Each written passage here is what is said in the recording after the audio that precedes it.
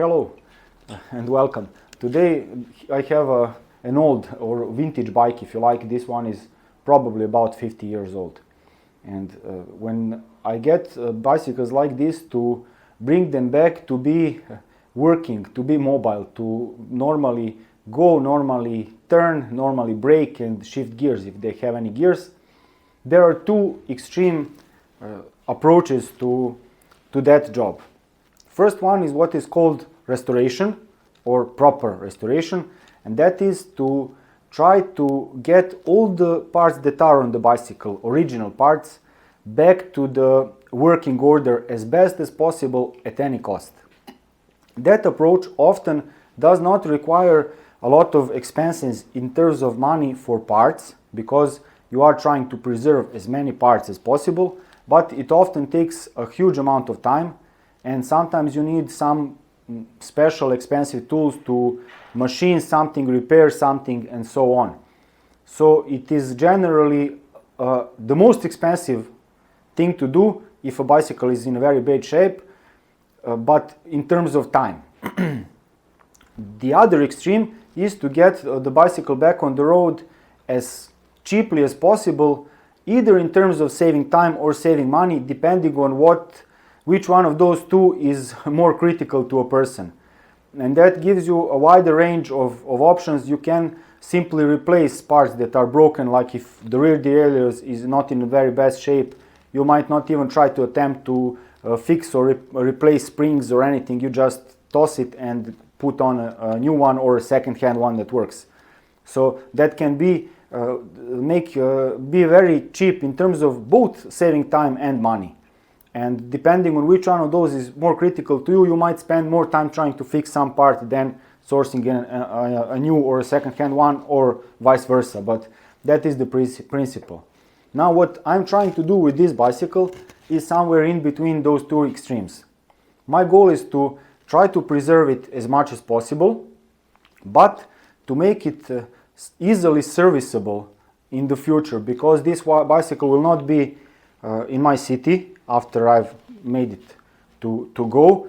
And so what I've decided to do is to replace both the front and the rear wheels, because they are in bad shape and they have these steel rims that are not very good when it's wet, when it's raining. They don't perform very well with rim brakes. Hubs are also ruined. The cones and cups are pitted, so the bearings are toast. And the spokes are in very bad shape and rusted with the nipples. So it makes, some are broken also. So it makes it, in my opinion, a bad idea to try to restore these wheels at any cost. It's cheaper. There are, for about $20 in my country, you can buy a completely new wheel, both the front and the rear. I'll show it now. This is my wheel of choice. It's got Krypton rims, and it has these are made, I think, in my country. Yes, it says made in Serbia. We make at least something. These rims are not super light, but they are not as heavy as the steel rims, but they are one of the strongest rims, probably the strongest rims that I've worked with. So they are very strong, very durable, even though their finish is not very perfect, so it takes you a bit longer time to build the wheel with this rim, but when you build it, it's very good and very long lasting. And these hubs are Chinese. Quando is the make, I think. I'm not sure if they're marked it here, if you can read it. They will put whatever mark or make you want to be put on it if you make a good deal with the Chinese. Now, with the regular service, these hubs can last for a decade. They are not as good in quality as Shimano hubs in mid-range, but if I compare these to the lower end, the Tourney or something like that Shimano, they are not much worse. Yes, the tolerances are not as tight, and they do not spin as smoothly, butter smooth as Shimano Acera or higher end hubs, but they are far from, they last and they work. So this wheel costs about $20 whole, and the rear one costs the same. So I have decided to switch the wheels, to replace the whole wheels, for example. And I've also decided to remove the this cranks and bottom bracket. I wish to put inside the square taper cartridge Shimano bottom bracket that will last for 5 to 10 years probably, and to put some, I have at hand, these are beautiful, about 50 years old, from 1974 or something, Shimano Durace cranks. I think they will go beautifully with this bicycle, and they look nice, and they are like new, they are not worn, so I will be using those, and that's why I will replace these, primarily because with Shimano square taper cranks, unlike these cotered cranks, it's easier and faster to remove and replace bottom bracket, as well as to remove and replace cranks for whatever reason, if that comes as a necessity. Also, in order to place a modern rear wheel, I will be spreading these dropouts to 132.5 millimeter distance, so that they can accept both 130 millimeter road bicycle rear hubs and 135 mountain bicycle rear hubs, whichever comes to be handy in case of any problems down the road, and in case the owner needs to replace their rear wheel, they can do it very quickly and easily. Alternative would have been to relace, to redo the spacers on a rear hub to make it a bit narrower, then tighten the right hand side spokes to move the rim to be in center after removing the left hand side spacers.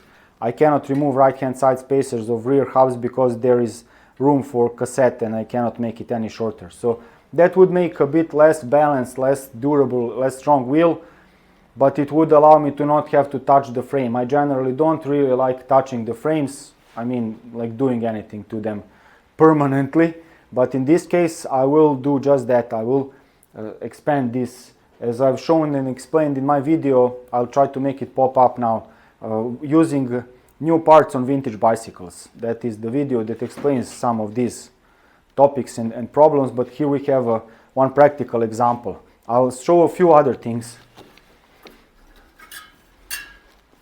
This is very fun and interesting if you have enough time. It's very meditative jobs like this. One thing, these mudguards, they are made of aluminum, and these I cannot find today this quality. This will last for 100 more years most probably, and it's would be a shame to throw them away and put any new ones, no matter how expensive, no matter which make. It's non-comparable. So I wanted to preserve and use these mudguards, but what I noticed is that this mudguard was holding the tire, was pressed on the tire, and this support was slid all the way inside. Here you can see a close-up. This is supposed to keep it pressed in place. I will show the principle, but it was not working. This is the original thing that held the mudguard, and it was not, the principle of how it works is that you pass this through this rod, and then put this on, and as you tighten the screw from the opposite side, it pushes onto this, as this is tightened, and keeps it pressed, because this diameter, when I put this on, is smaller than the diameter of the rod. However, the threads were destroyed, as you can see, on both of these, both left and right. And while I could source, because I never throw anything away, of some bicycles, when they get totaled or anything, or people just want to replace good mudguards with something new and shiny, I had this one. It's brand new at hand, extra, and it fitted nicely. But for the other side, I did not have anything that matches.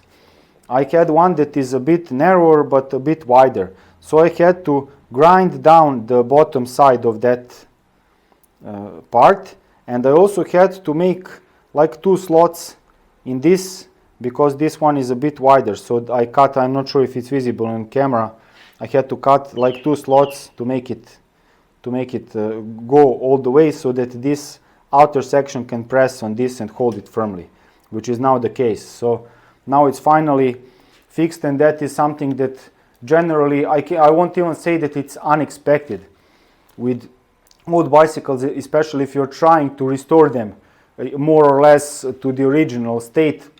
You will often find a lot a lot of ingenuity from previous mechanics, sometimes not done very well, so you can be really surprised by human ingenuity. And you can also find all sorts of corrosion caused problems and simply something broken or similar. So this was probably damaged by someone over tightening the nuts. I don't see any other explanation, or because there was too much rust. One does not exclude the other. Now let's move on. There are some other interesting things. Here we have this brake, and this is a standard brake for classic bicycles. However, the problem is that in my country, in Serbia, I cannot find this to be of decent quality. The ones that are sold are under $10 a piece, and they simply bend as if they are made of plastic when you brake hard, and they stay bent. So imagine this being bent all the way upwards. I'm not exaggerating. That's what happens. Awful quality. So I will try to rebuild this, and here we can see this is a spring. Yes, it's winter, but this is spring. And this part needs to be held on. There is like sort of a nut that has a slit or slot inside of it, so that this can get inside while the nut looks completely round on the outside. I'm not sure if I've explained it properly, but that is the part that I'm missing here in order to be able to reassemble this and properly and place it on the bicycle. So I will try to get cheap Chinese calipers, the $5 model, the one that lasts 5 seconds instead of 10 seconds, and I will try to disassemble it and use that part to put it here and try to get this brake to work. I will also have to, of course, clean it and lubricate it, but I've already attempted such hacks, and sometimes they work, sometimes not, but it's worth giving a try. So I will spend more time going to source that part, bring it to the garage, disassemble it, and put it back, but it is meditative. Also, another thing that I would like to preserve, this is odometer and speedometer, but the speedometer is analog, old style, and you can go 80 kilometers an hour. It's faster than most electric bikes. And here is the part that runs it through a cable put inside this housing, and this is put over the hub, and as the wheel spins, spokes catch onto this and turn it around, and it spins and gives the reading of the speed. So it's very simple mechanism, but the problem is that modern hubs have a 17 millimeter lock nut at the end, and this can only house a 15 millimeter lock nut. So I will either have to machine the outer side of the 17 millimeter lock nuts of modern front hubs, or use the original lock nut that